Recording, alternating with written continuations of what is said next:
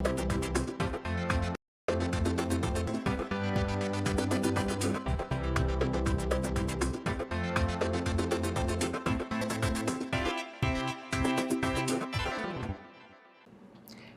it's a warm welcome in our studios. This is Gttv News Bulletin at 9 p.m. and I am Aisa Tukuli. We begin with the headlines. As homeowners at Tanje Estate are in their need of help as their homes are hit hard by flooding of river waters. Gambian civil servants have been strongly warned against turning up to work late and leaving early. The Gambia government has called for an independent investigation in atrocities allegedly committed by Israel in Gaza. In internationals, Senegal elects new president Bassirou Diomaye Faye, who came out of jail less than a month. Those are the headlines. Stay tuned for more details just after this short commercial break. Stay tuned.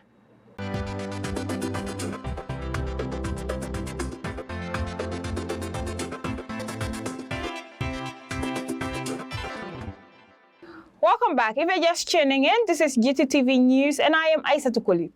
The residents of Tanje Estate have expressed concerns about the continuing flooding, which has been battering the community, leaving homeowners in further dilemma. Adam Makasuba tells us more. Gripped in frustration as the river water continues to flood into their homes, forcing some of them to abandon their residence. This is the situation at Tanje Estate. The place which was once a heaven is now turned to a nightmare for these residents. Years ago, this place was an empty land used by the boys for playing football. But in the past 4 years, the incursion of the brackish waters turned the empty land into what looks like a river. Many homeowners who moved to settle here in 2018 say they started to experience the flooding in 2021. Since then, the threats continue to grow day by day. The affected homeowners now fear of further destruction on their homes if action is not taken against the flooding. One of the affected homeowners, who spoke to Gambian Talents TV on anonymous ground, says this is the cause of the flooding. Our understanding is that the flooding is caused by the river mouth being blocked. The Ministry of the Environment, Parks and Wildlife apparently wanted to divert it away from the road because there was a problem with it causing problems with the bridge. Unfortunately, the sand mining further up the coast has brought more sand down and it's blocked the area where the river was supposed to flow out of. So it's backed up. And we were fortunate because we bought a plot which was a sloping plot and we paid extra for the land to be made level. So we're quite maybe a foot above it in the dry season. But in the rainy season, it comes right up the side of the plot next to us. Amid growing concern about the situation, these residents are worried about their health conditions. It's causing problems with health because we have stagnant water and a lot of mosquitoes. We've also got more rats on the estate, but that's also to do with the rubbish problem which we're dealing with. We have a residents committee and the residents committee have spoken to a civil engineer who came and did a survey. I don't know if you were told that. And he said the outlook was very bleak unless something happens. So they're trying to contact the Ministry of the Environment. These residents told me that they had reached out to the Gambia's Ministry of Environment multiple times to help take action against the flooding, but added that they are yet to receive reply from the officials, leaving them into further dilemma. I wrote to them 2 years ago and asked them about this problem. I've had no reply. And we're concerned that if it keeps on, instead of a car, we're going to need a boat. This incomplete home, and many like it, is abandoned by their homeowners as the flood waters remained. Abdul Aziz Sanko is one of the residents whose home is also hit by the floods, and this is what he had to say. Having problem, especially those of us living behind. This flooding affects a lot, and we need help from the government and stuff. Yeah, sometimes when it's time for rainy season, the water used to come out, and we don't have ways to go out. So it's affecting everyone here, especially those ones staying behind. Sometimes even if you go back, you see some compounds is occupied by water already because of this lake. How long has this thing been happening? This thing, for me, I would say, normally by this time, it used to go. The place used to be dry. But since last year, still now, this water is not going. The residents are in dire need of help against the persistent obstacle of the flooding. Reporting for Gambian Talent TV, I am Adama Makasuba. The Gambia's National Assembly Deputy Speaker, Sidi Njai, has addressed the Interparliamentary Summit held in Geneva with a call for an investigation into atrocities committed in Gaza. More on this report. The Deputy Speaker of the Gambia National Assembly, Sidi Njai, is leading a high-level Gambian delegation at the 148th Interparliamentary Union Assembly in Geneva, Switzerland. This year's summit theme is on extending parliamentary diplomacy, building bridges for peace and understanding. Being among over 100 heads of parliamentarians in Geneva and speaking at the opening session, Deputy Speaker Njai hailed the theme as timely and pertinent, noting that in a world troubled with division, uncertainty, and chaos, parliamentary diplomacy is a critical means to foster peace, dialogue, and mutual understanding, adding that the Israel-Palestinian conflict underscored the need for concerted efforts for peace and reconciliation. Parliamentary diplomacy emerges as a beacon of hope for fostering peace, dialogue, and mutual understanding. Now more than ever, we are summoned to transcend our differences, bridge divides, and chart a course towards a more harmonious and an interconnected global community. At the heart of parliamentary diplomacy lies the recognition that dialogue, cooperation, and meaningful engagement is an indispensable tool for resolving conflicts, promoting reconciliation, and advancing the shared interests of humanity. As parliamentarians, we bear a solemn responsibility to uphold the fundamental principles of democracy, human rights, and the rule of law, tirelessly working towards the collective well-being of our citizens and the broader international community.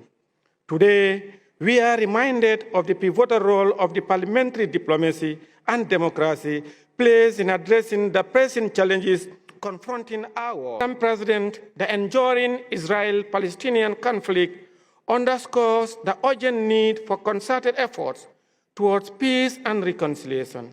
The government and people of the Gambia, under the leadership of His Excellency President Adama Barrow, stands in solidarity with the international community in condemning all forms of violence and aggression. Honorable Njai reinforced the government of President Barrow's commitment to upholding international law, human rights, and the UN General Assembly's resolutions for peace and their support for the people of Palestine, and urged the international community to redouble its effort for comprehensive peace and inclusive process that addresses the root cause of conflict. The government of the Gambia reaffirms its commitment to upholding international law, human rights, and the United Nations General Assembly resolutions as the foundation for any meaningful and lasting resolution to this enduring conflict. My delegation and I call on the United Nations Security Council to act positively and pass a unified resolution to condemn Israel and end the war. In this vein, we emphasize the importance of accountability and justice for all parties responsible for violence of international law and human rights. The government of the Gambia calls for thorough and impartial investigations into alleged atrocities committed during the recent military operations in Gaza, with a view to holding perpetrators accountable and ensuring justice for the victims. The Interparliamentary Union was established in 1889 with its primary purpose in promoting democratic governance, accountability, and cooperation among its members. Aissatou Koli, Gambian Talents TV. President Adama Barrow has warned civil servants who turn to work late and leave early as he vows stringent measures against them. He made the warning while addressing the newly appointed ministers during their swearing-in ceremony at the State House. Adama Makasuba has the rest of that story. The Gambian president has warned a drastic punishment for civil servants who are bent on coming to office late and leaving early. He made the warning call while addressing the newly appointed ministers during their swearing-in ceremony I advise them to focus on monitoring and ensuring discipline in the civil service. Indiscipline must not be tolerated, in particular among senior officers. In a similar vein, lateness and leaving office before closing time, which we are relatively common, should stop. The Public Service Commission to come up with an appraisal policy for promotion of civil servants, as he announced that promotion will now be determined by the excellent performances of civil servants. I have to emphasize also that promotion should not be determined by length of service only. Performance and merit deserve more weight as a criteria for promotion than duration of service. I request the Ministry of Public Service to immediately design performance appraisal instruments for use by the Commission this year. Meanwhile, we assure the Commission of our support to carry out its responsibilities effectively. Reporting for Gambian Talent TV, I am Adama Makasuba. Residents of Sukuta have been reacting to exhumation of a dead body in the community's cemetery with disappointment and concerns. The strange action has sparked further concern about the safety of deceased bodies. Gambian Talents TV was in Sukuta to sound the reactions of residents. Let's take a listen to what Lamin Cham had to say. It happened on the 14th of March, like some minutes to 5. I was standing at the main gate of the mosque. There is one boy called Alaji Dabo. He came and told me this story, but he want to see the deputy imam or the people which you know that they are in charge of the mosque. But he told me that he want to see Lamin Keita. I told him that, okay, let me just help you.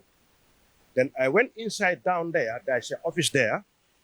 Then I saw that I can call Lamin Keita. Well, Lamin Keita, he was so busy. Then after he came, I explained the matter to him. Then he said that it's time for prayer now. Can we explain it to the deputy imam, Babukar Bey, Cham? Then we went there. So deputy imam, Alaji Dabo himself explained the matter to deputy imam. Then the deputy imam to give a money to Alaji Dabo, like $100. He told Alaji Dabo that go to the police and report this matter there. This matter is a police case. We cannot just jump and go to the place to see the dead body and other things, to do the other things. Go to the police. Let the police are aware of it. Then I told Noah Cham that as far as Alaji is going to the police, can we go to the site and see what is happening down there? Then Noah told me that, but it's time for prayer. I told Noah that no, it's like 9 minutes to 5. We can do it. I can take my car. Then we drove and go there. We drove and go to the burial place. Then we met Sekou Gassama at the graveyard main door. He told me that you people come and see the things which you know that is happening inside here. I told him yes. Then he told me that okay, let's go. Then he's the one who showed me the place. Then I told Noah that just wait. Let me just take a picture of this thing in case of reference, because they say that Alaji went to the police. So now let me just take the picture. Then that is the time people start to come inside. Then I told those guys that nobody don't touch anything. Leave this thing like that. The case went to the police. The police, they will come and see the what is happening here. Then we left. We come to the mosque. Then after prayer, then I explained the matter to deputy imam and the other peoples. Picture what I've took there, then I've started to show it to them. Then I left. On the 15th, the following day, I came to the mosque. Then Nuacham told me that they said that we're supposed to go to the police so that they can take our statement. Then I sit and wait Nuacham for some time. He was so busy. Then I told Noah that, okay, I'm going to the police so that they can take my statement. Yeah, I went to the police. The police told me that they start investigation, and secondly, they went to the hospital so that they can have a medical team there so that they can go to the place, because they too cannot just jump and go to the place like that without the medical teams. This is what they told me. I don't know, because me too, after taking my statement, I went for my business.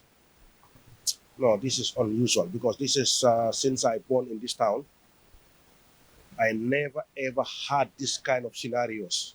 This is the first time for me to have it and for me to see it. The Washington West African Center, a U.S.-based non-profit organization giving support to people around the world, especially the West African migrants living in the United States, in partnership with Bantaba Restaurant, DJ's Kitchen, and Heritage African Restaurant, have been giving out iftar, a fast-breaking food, at the Bilad Islamic Center, Everett Hallway in Everett. The purpose of this event aims to promote a sense of unity in the community, preserve and strengthen a long-term tradition of sharing food during Ramadan, while supporting the local businesses like DJ's Kitchen, Bantaba Restaurant, and Heritage African Restaurant.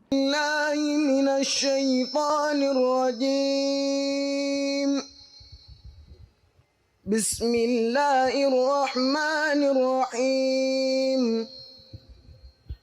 إن الذين قالوا ربنا الله ثم استقاموا تتنزل عليهم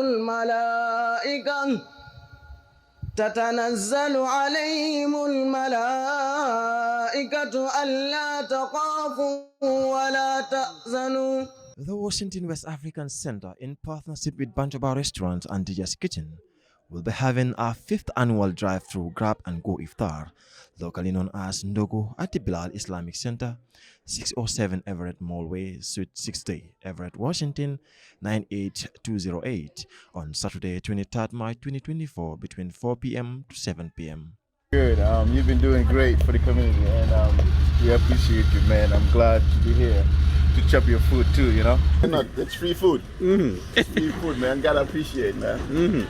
On Saturday, March 17, 2024, OWAC distributed Sukun Ndogo to about 120 seniors and community members at our office in Linwood. The purpose of this event, which is open to the public, is to promote a sense of community, preserve and strengthen a long-time tradition of sharing food during Ramadan, while supporting our local businesses like DJ's Kitchen, Bantaba Restaurant, and Heritage African Restaurant. And of course, from DJ's Kitchen, we would like to say a big thank you. We've seen your support.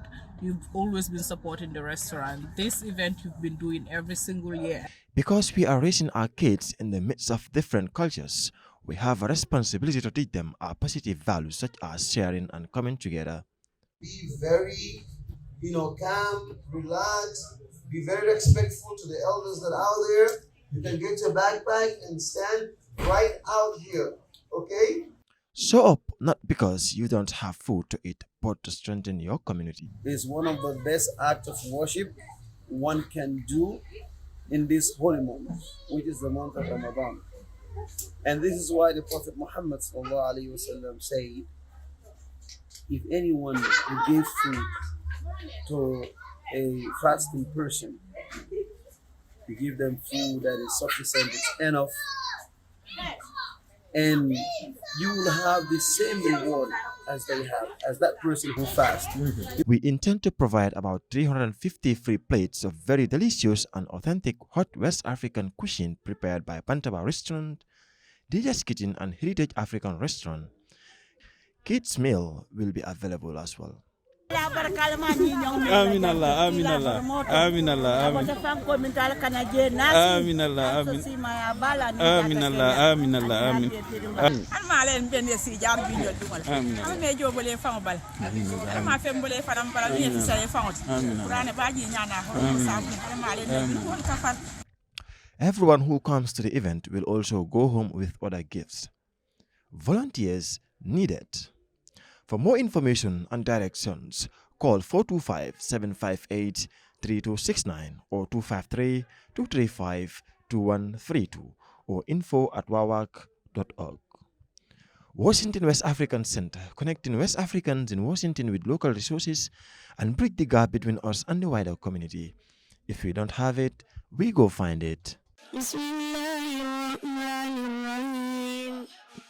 المال والبنون زينة الحياة الدنيا. Well, from that humanitarian gesture, service ends the local news. We will take a quick break. When we come back, we shift our attention to news beyond our borders. Stay tuned.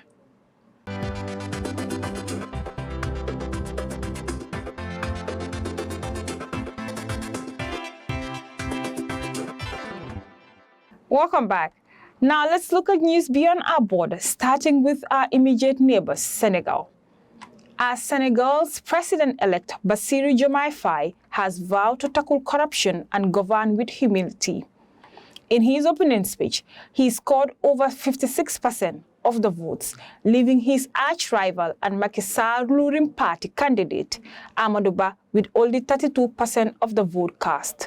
More on this report. Bassirou Diomaye Faye's extraordinary rise caps a roller coaster period in Senegalese politics that caught many off guard. Months in jail alongside Ali and kingmaker Ousmane Sonko ended suddenly with the pair released the week before the presidential election. Now Mr. Clean, as he is nicknamed, must get to work on the sweeping reforms he has promised.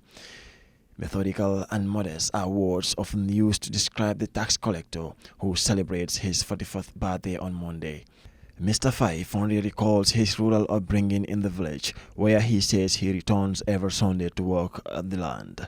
His love and respect for village life is matched by his deep distrust of Senegalese elites and establishment of politics. Fighting poverty, injustice and corruption are top of Mr. Faye's agenda. While working at the Treasury, he and Mr. Sonko created a union task force to tackle graft. Gas, oil, fishing and defense deals must all be renegotiated to better serve the Senegalese people, says Mr. Faye. He is ushering in an era of sovereignty and rupture as opposed to more of the same, he told voters, and that is especially true of ties to France. Senegalese President-elect says he will drop the much criticized CFA franc currency, which is pegged to the euro and backed by former colonial power France. Mr. Faye wants to replace it with a new Senegalese or regional West African currency, although this will not be easy. Bassirou Diomaye Faye was announced in February as the so-called Plan B candidate, replacing the charismatic opposition firebrand Ousmane Sonko. Both men founded the now disbanded PASTEF party. Both men are tax collectors, and both men found themselves jailed last year on charges they said were politically motivated. Mr. Sonko ended up being convicted of 2 offenses, which meant he was barred from the elections, so Mr. Faye stepped in. Bassirou is me, Mr. Sonko told supporters recently. They are 2 sides of the same coin. PASTEF colleague Mustafa Sari agrees. This had led to criticism that Mr. Faye is merely president by default. Reporting for Gttv News, I am Mudlamin Job. At least 2.3 million people face hunger in Gaza as Israel continues its military invasion, while another million face a similar situation in Sudan. Mudlamin Job again. In both Gaza and Sudan, a destructive party is being accused of keeping food from people as part of their collection. People in Gaza and Sudan face famine on a catastrophic scale, the UN and humanitarian organizations are warning. In Gaza, 27 people, 23 of them children, have starved to death as a result of what international bodies say is Israel's use of hunger as a weapon of war. Israel is limiting aid to some 2.3 million trapped and besieged Palestinians in Gaza, pushing 1.1 million people into catastrophic hunger, with 300,000 people trapped in northern Gaza facing famine. In Sudan, the warring factions, the National Army and the paramilitary Rapid Support Forces are blocking the delivery of aid to people who live in the areas they do not control, resulting in nearly 18 million people facing acute food insecurity, the WFP says. Starvation, in a few words, is when the human body is deprived of food for so long that it suffers and often dies. For ethical reasons, scientists have been unable to pinpoint how long starvation takes to kill. However, based on observation, it is though the human body can last up to 3 weeks without food. Starving civilians is a violation of international humanitarian laws. Reporting for Gttv News, I am Modlamin Job. That ends this news bulletin, but before we take a leave of you, here are the top stories once again. As homeowners at Tanje Estate are in their need of help as their homes are hit hard by flooding of river waters, Gambian civil servants have been strongly warned against turning up to work late and leaving early. The Gambia government has called for an independent investigation in atrocities allegedly committed by Israel in Gaza. In internationals, Senegal elects new President Bassirou Diomaye Faye, who came out of jail less than a month. Well, I'm afraid that's all we have for you in our tonight's news bulletin. I have been your presenter in this program. From me, Aissatou Koli, and our production team, it's a bye from me. Have a pleasant evening.